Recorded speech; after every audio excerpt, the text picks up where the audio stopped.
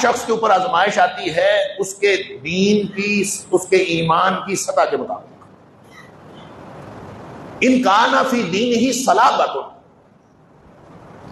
زید فی بلائہ.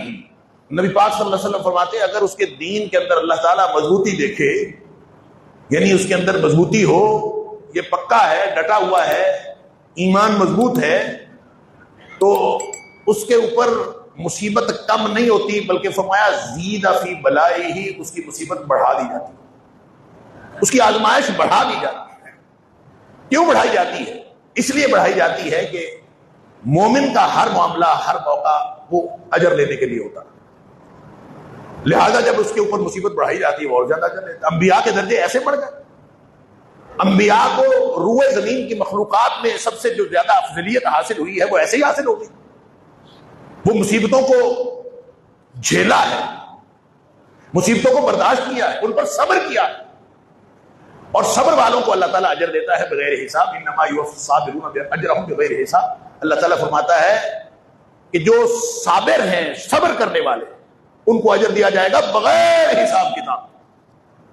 اور صبر کا موقع ہی اس وقت آتا ہے جب مصیبتیں آتی ہیں.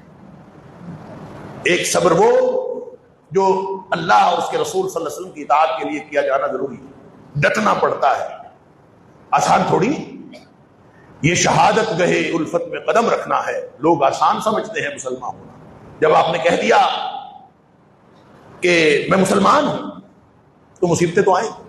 اللہ، تو جو وہ مصیبتیں آتی ہیں اس کے اوپر انسان پھر صبر کرتا ہے. ایک تو اطاعت کرنے کے لیے صبر کرتا ہے، پھر معصیت سے بچنے کے لیے صبر کرتا ہے. گناہ سے بچنا کوئی آسان تھوڑی.